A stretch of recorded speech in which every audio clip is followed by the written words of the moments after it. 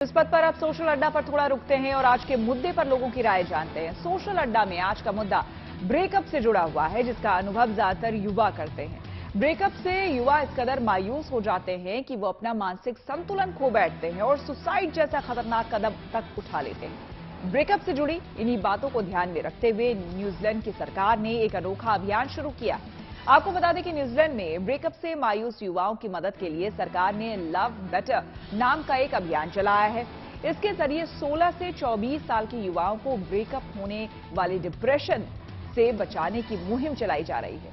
ऐसे युवा जो कि ब्रेकअप से परेशान हैं, वो टेक्स्ट, फोन या ईमेल के जरिए यूथ लाइन से संपर्क कर सकते हैं। इस अभियान के तहत ब्रेकअप से टूटे युवाओं को काउंसलिंग के जरिए उन्हें मानसिक तौर पर मजबूत बनाने में मदद की जाती है।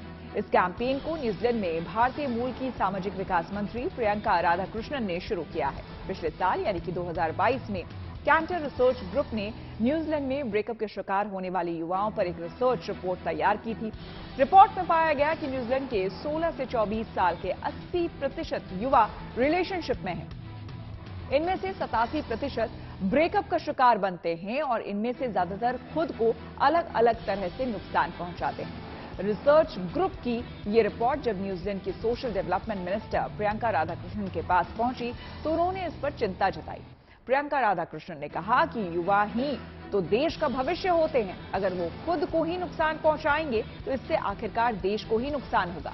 प्रियंका ने तुरंत इस रिपोर्ट पर न्यूजीलैंड सरकार के दूसरे मंत्रियों से बात की। इसके बाद यूथ लाइन ऑफिस की तरफ से ये कैंपेन लॉन्च किया गया। बताया जा रहा है कि ये दुनिया में अपनी तरह का पहला ऐसा अभियान है जिसकी फंडिंग सरकार कर रही है। न्यूजीलैंड की सरकार ने इस योजना के लिए करीब 53 करोड़ का शुरुआती बजट रखा है। इस रिपोर्ट में कहा गया है कि न्यूजीलैंड में 16 से 24 साल की उम्र के हर 10 में से 6 युवा ब्रेकअप से गुजरते हैं। वहीं संयुक्त राष्ट्र की संस्था यूनिसेफ के मुताबिक विकसित देशों में न्यूजीलैंड ऐसा देश है जहां सबसे ज्यादा युवा सुसाइड करते हैं। न्यूजीलैंड में ब्रेकअप का शिकार युवाओं को मुश्किल दौर से उबारने के लिए शुरू की गई सरकारी योजना पर भारतीय युवा क्या सोचते हैं, ये जानने के लिए हमने मुंबई में कुछ युवाओं से बात की। ये एक अलग किस्म का जो कैंपेन है वो न्यूजीलैंड सरकार द्वारा शुरू किया गया है लव बेटर नाम से। आपको लगता है कि अगर भारत में इस कैंपेन को लाया जाता है या भारत में शुरू किया जाता है तो कितना महत्वपूर्ण हो सकता है?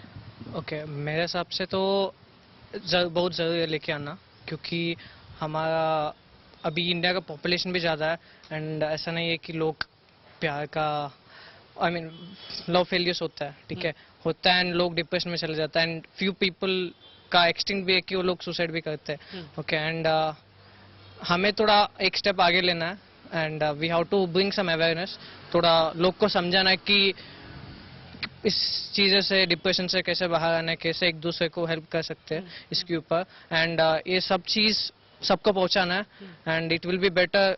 ऐसा एक कैंपेन आया तो and that will be very helpful. Obviously होना चाहिए, क्योंकि ये जो टाइम होता है ना, जो बताया कि 19 से 24 तक जो एज होता है ये करियर का टाइम होता है और इस टाइम पे सब लाभ में ही आता है यार, ये सब इस टाइम पे ही आता है। तो ये जब कोई ये ब्रेकअप ये सब होता है तो मेन इफेक्ट होता है करियर में, किसी का बंदे का उसका करियर में इफेक्ट होता है।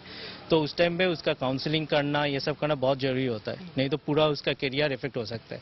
तो आई थिंक ये चीज़ लेके आना चाहिए। सबसे पहली चीज़ ये कहूँगा कि इंडिया के केस में काउंसलिंग जैसी चीज़ को एक तरह से टैबू माना जाता है कि लोग सफ़र करते हैं बट अकेले ही सफ़र करते हैं या दोस्तों से बात करके कोप अप करने की कोशिश। कैंपेन है जिसमें से अगर आपको हुआ है तो आप बाहर निकाले जा सकते हैं, आपको जो है वो अच्छी तरीके से फील करवाया जाएगा और सिखाया जाएगी। जी सही है। तो वहाँ पे इंडिया में एक्चुअली काउंसलिंग या ऐसे कैंपेन्स के लिए एक जो रिलक्टेंस है वो उसको हमें सबसे पहले जड़ से हटाना पड़ेगा। तो उसके लिए हमें मेंटल हेल्थ के बारे में अवेयरनेस फैलाना जरूरी है।